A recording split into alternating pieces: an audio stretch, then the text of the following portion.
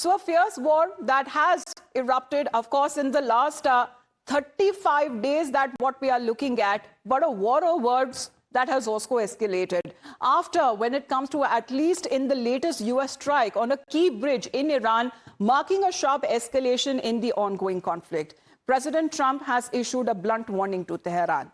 Make a deal before it is too late, even hinting at more strikes that could follow if Iran refuses to back down. Now, even when it comes to Iran, has strongly rejected all of the threats and warnings that have come in from President Trump, including their foreign minister Arakchi has made it clear, saying that Iran will not bow, asserting that attacks on civilian targets will not force them to surrender or to submission, but instead will damage America's global standing. Now, in a sharp rebuttal, Tehran says that infrastructure can be rebuilt, but Washington's image, however, cannot. With President Trump now turning up the heat and Iran digging in its heels, the message from both sides seems to be clear.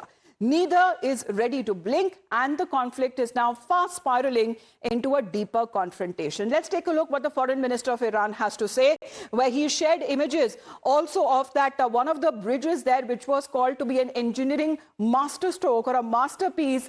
Well, that has now been partially collapsed because of the strike, saying that striking civilian infrastructure, including unfinished bridges, will not compel the Iranians to surrender. It only conveys the defeat and the moral collapse of an enemy in disarray. Every bridge and building will be built back stronger. What will never recover is the damage to America's global standing. Now, as far as when it comes to the US-Israeli strikes that seems to have partially destroyed one of the tallest bridges in the Middle East, whereafter President Trump has warned of bombing Iran back to the Stone Age. Let's now talk about him as well, because he's posted another statement or a warning that has come in for Tehran. Remember, it's been over 24 hours after his address to the nation, to the people of America.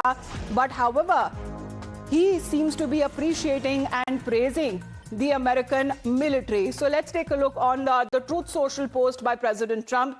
He says, and I quote, "Our military, the greatest and the most powerful by far anywhere in the world, hasn't even started destroying what's left in Iran." So this is the hint that he was giving previously, that there are still over 3,000 targets left for US to strike in Iran.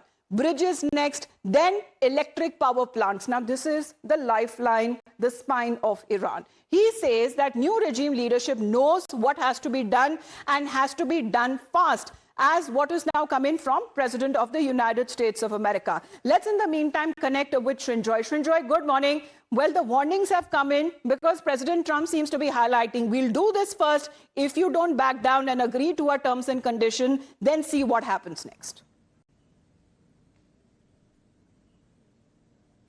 Yes, this was the war of words. Now begins the other kind of war.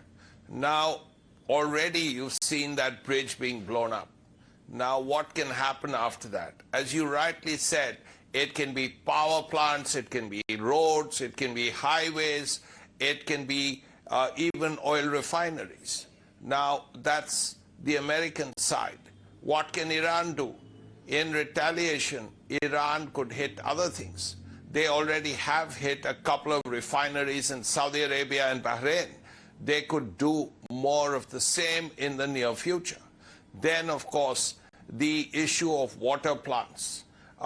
If you're going to hit that, that can cause very serious problems for people in the Gulf. Because once you hit that, then the supply of drinking water becomes an issue. So these are potential problems that could happen over the next few weeks. President Trump had spoken about 2-3 weeks. But if the Iranians hit, say, a series of desalination plants, then what happens? So these are things that have to be kept in mind. And what happens after the war is over?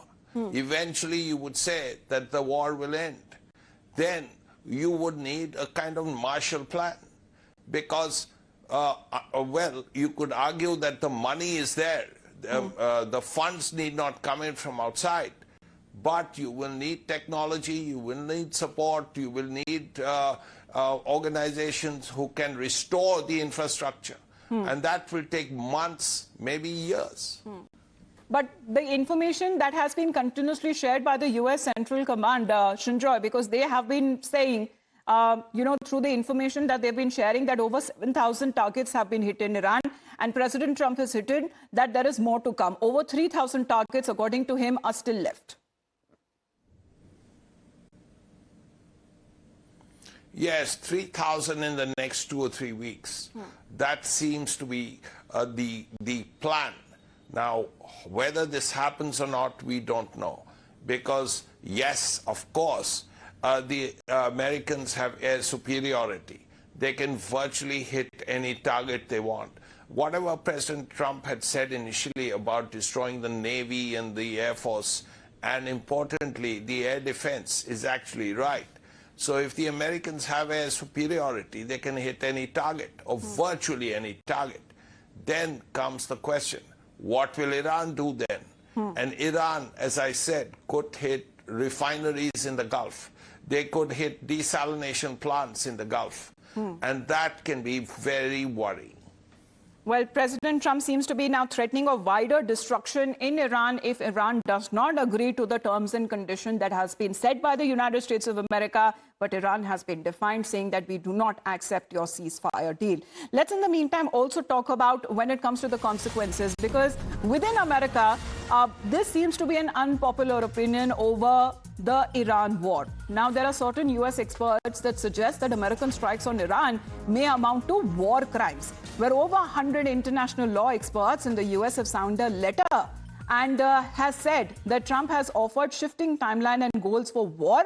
And these are international law experts in the U.S. who have now signed an open letter saying that American strikes on Iran may amount to war crimes after President Trump reiterated his threats this week, what we are looking at to strike Iran's power and desalination plants.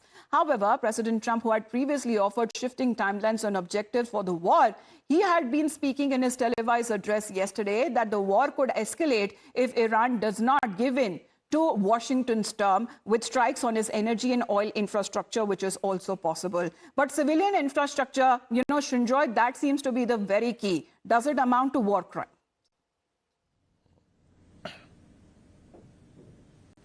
It's hard to see. These are terms, and only experts can talk about them. Only specialists can talk about them.